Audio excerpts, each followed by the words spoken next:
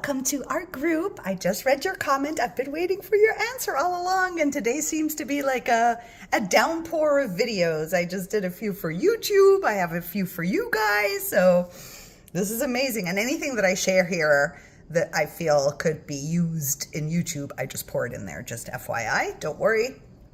I delete your name. I think I do. Anyway, whatever.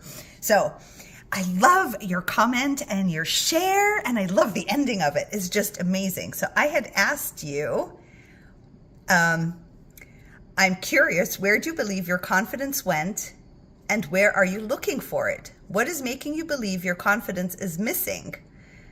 And I was truly curious. I'm like, that's so interesting where someone's looking for their confidence. Of course, I was looking for my confidence forever, and it just turns out that I didn't have to look anywhere.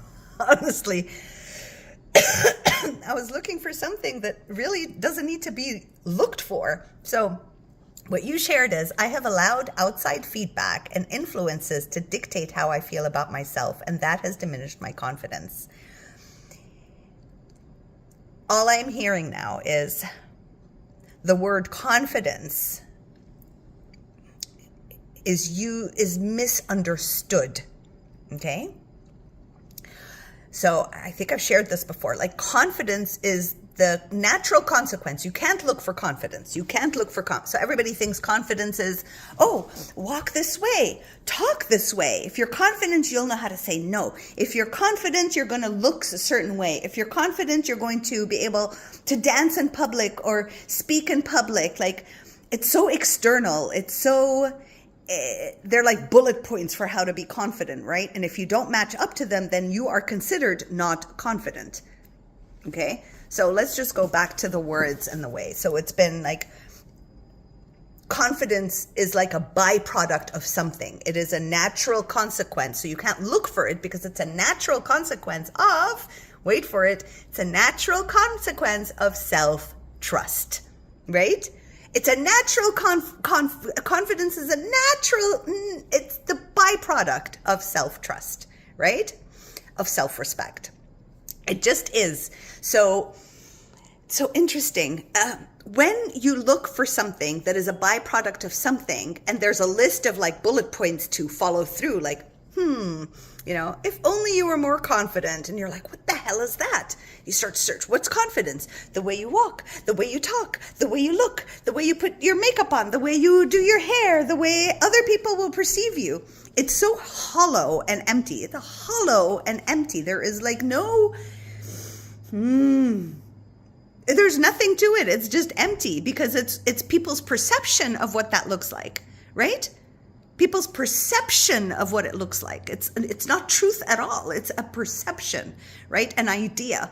Like, if you look like, when was it? Like 50, 60, no, 100 years ago, whenever, like a fat woman, like overweight, right, was known to be the most confident, like, in the 18th century, was it like 100 years ago or something? Like, that was confidence. Like, all the paintings you watch, like, she's voluptuous, right? And rounded. And that was confidence. And if you're skinny, it's like, you're poor. You're poor. You're like, you have no food. You can't even feed yourself. Look at you. You're skinny. And in this world, in this new system, confidence, if you're skinny and you're dressed a certain way and you're showing off your body all the time, and you're like, it's so, and like your hair is a certain color, and your skin is a certain color, and your eyes are a certain color, and the makeup you put needs to look a certain way, and the way you walk and the way you talk, and they're completely different. Yet these are perceptions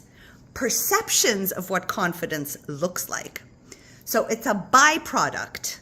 It's a byproduct of something else that is not taught or understood, which is self-trust and self-respect. When you hear the word self-trust, what you feel?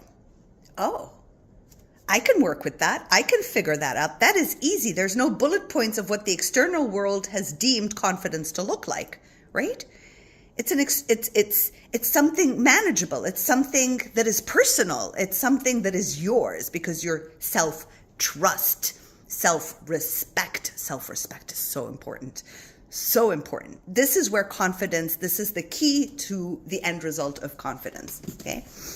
Hope it's making sense. Okay. So the next thing is, I have struggled since I was little with finding my purpose. That's another thing. So, okay, I'm getting so many different answers, but I want it more clear or like something that'll make sense. Okay, so finding purpose is another lie, okay? Now, in the world we've lived in for the last era, working and making something of yourself has been a drive, right? We've been spoon-fed. It's such a program. We've been spoon-fed that you must have a purpose. You must do something with your life, or you're just going to be useless. You're just going to die as a useless human being. You have to have a purpose.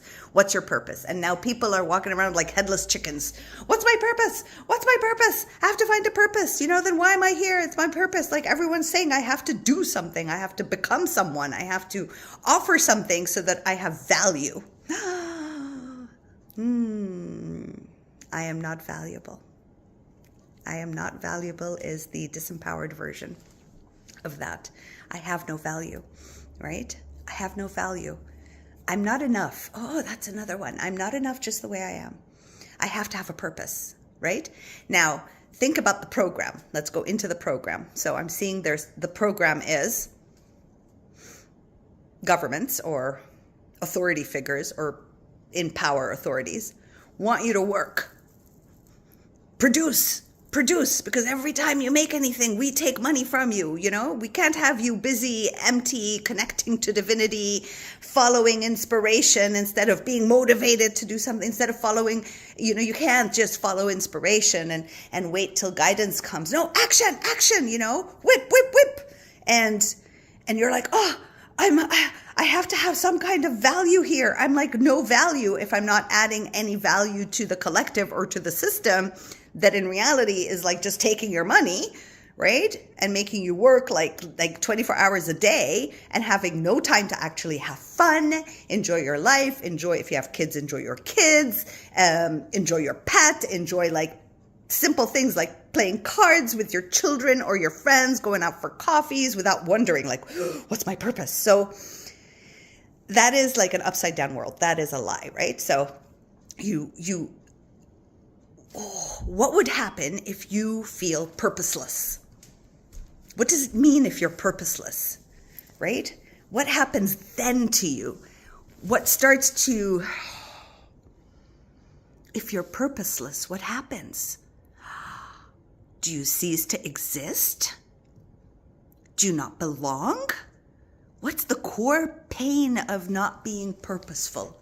To just flow, to float, to connect with divinity and allow divinity to take over without your mental mind and the ego coming in being like, you have to have value.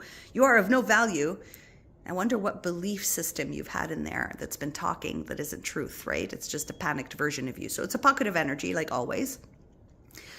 Okay, so this pocket of energy is terrified to not be enough and to have no value. Terrified, right? Terrified, right? You have to have a purpose. Purposeless. This pocket of energy is like, what will I do if I'm purposeless? Then I cease to exist. Then I don't exist. I have no value, right?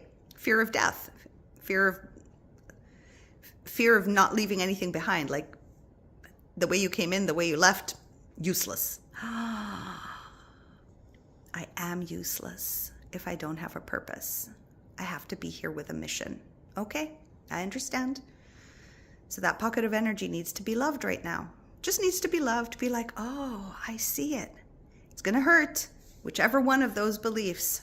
I think I'm getting so many because a lot of them are collectively there. You're just going to like, you're not healing anything. Your self-acceptance. This is it. This is exactly how it looks like. I accept that I feel this way. Is it okay if I'm purposeless? No, it isn't okay that I'm purposeless. I feel useless.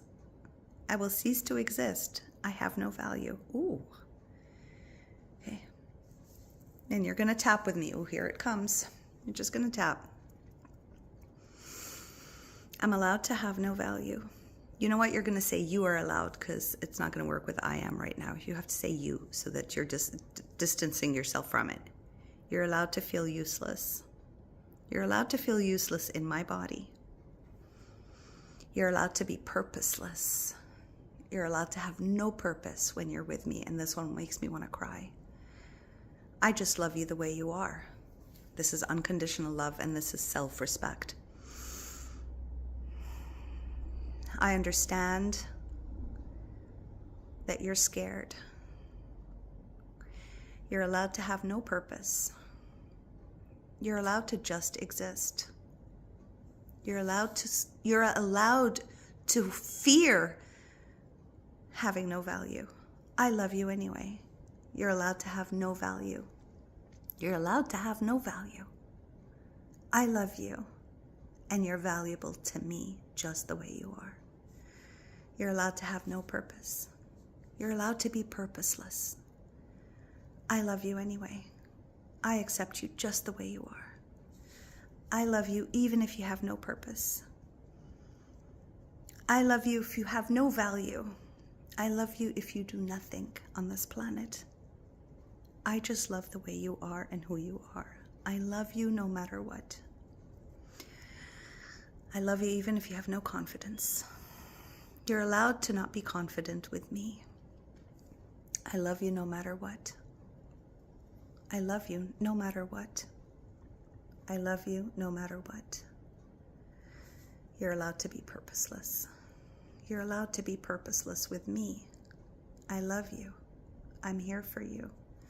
I am sorry. I am so sorry I put so much pressure on you to be something when you've always been something.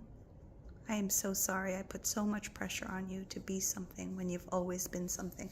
Hold your heart, hold your heart. I love you, I love you. I love you, I love you. I'm so sorry I put so much pressure on you to be something when all along you have been something. I love you. And just keep rewinding this part and going through it, and then find the words for yourself if you want. But this is the gist of it. This is the gist of self-love and self-respect, right?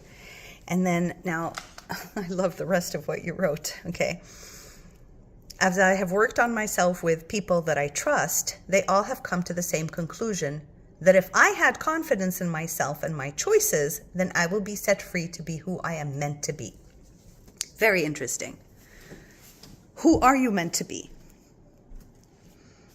You know, if you know who you're meant to be, you don't need confidence to do it. You just need to trust. Trust divinity. That if that's who you're meant to be and you're heading towards it, you don't need confidence to be that. Again, confidence is a byproduct of self-trust.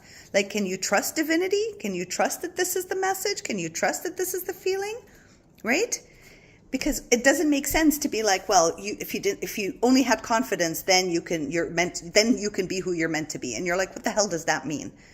I can't find confidence anywhere. You've been looking for it. You're like, where is it? Where is it? Is it in this book? Is it in this video? Is it these points? Is it how this person walks and talks?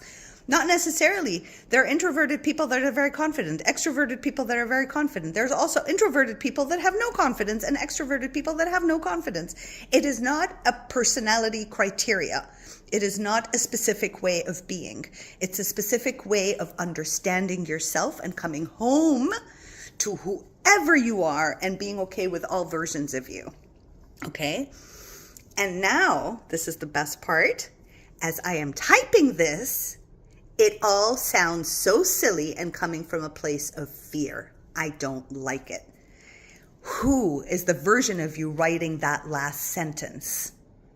Okay? It's the divine spark within you reading that and recognizing that this is fear. That is the delight of what you wrote. You saw it for what it is. Now, you don't reprimand it. You just understand this is fear-based, and you cater to that pocket of energy. I understand you're so afraid. You're so afraid you're never going to know what you're meant to do here or pursue it because you don't have confidence. You know what? You don't have to have confidence. I love you just the way you are. Just the way you are. I love you just the way you are. I see you, fear. hey, you're allowed to exist in my world. I see you. And I don't have to eradicate you, get rid of you, become someone completely different so that I can finally pursue what I'm meant to be and who I'm meant to be. That's okay. Even if I don't know who I'm meant to be, the pocket of energy in you that doesn't know is allowed to not know and be loved by you, instead of being like, okay, maybe you're supposed to be this, you're supposed to be that. And she's just like, I just don't know. Like if a little kid came to you and said, I just don't know, you're not going to be like, let's sit with a paper and pen. So are you a doctor? Are you a lawyer? Are you supposed to be a healer? Are you supposed to be like an engineer? Like, you're not going to do that. You're just going to be like, oh my God, you don't even have to know what you wanted. You're just 5. You're 12. Like, do you want to have some fun? I love that you don't know who you're supposed to be or what your purpose is, and you believe you don't have any confidence. Who cares? Let's go out and have some fun together. Let's play and enjoy life instead of making it so goddamn serious and following the program that has told us we have no value to the program system. Don't forget, we have no value to religions and to governments and to people in power if we're not pursuing purpose and like working like this, so that we can't connect with divinity, because we cannot have fun, right? Unless we have the purpose figured out, we can't have fun. Until I figure out my purpose, I cannot have fun. It's a bit upside down, isn't it? Right? Who's putting that program in, right? The schooling system, damn it. The schooling system, right? You're graded against others all the time. You're A, B, C, D, F, right? You have to look at everyone else. Well, they got an A. Why can't I get an A? Then there must be something wrong with me. Oh, but she's confident. Look at how she walks, but I'm not. She's popular. I'm not. What's she doing to be more popular? Like, there's schooling system teachings, right? Hammering the information in, like, can you pass the test? And if you don't, there's something wrong with you. What's wrong with you? You haven't memorized and puked it out on paper? Schooling system needs to be completely abolished, and something new has to come up. Anyway, half the kids in our world today that are going into schooling system can't even sit on a chair, right? They can't even sit silent. They get so bored out of their wits. At least they have the voice and the stamina to express that this is complete stupidity, to have children seated down on chairs, memorizing whatever every country wants to feed their brain with they were the heroes of every war, and teaching war all the time. Like, this is history. How many people killed how many people and invaded how many people? How wonderful that this country invaded this country. Look at how wonderful our country is. We invaded, we poured blood of humans everywhere. My little daughter came up to me and said, oh my God, I don't want to, Mom, I have a history exam. I'm like, well, do you want to study for it? And she's like, I don't want to. I don't understand. She's like 10. She's like, I don't understand. Why do I have to sit and study how many people killed each other in which countries, and which country's better for killing other humans and taking over other countries, killing people, and that's all we learn in history. We don't learn lovely things. We only learn about how horrible humans are to one another. I was like, damn, you're right. Damn, you're right. Like, that's the program. That's the program. We're done with the program. We're done with the program. It's stupid. It's stupid, and we were all fast asleep because we were terrified to trust our truth. And we don't know what else to do. But now, things are changing. They're changing.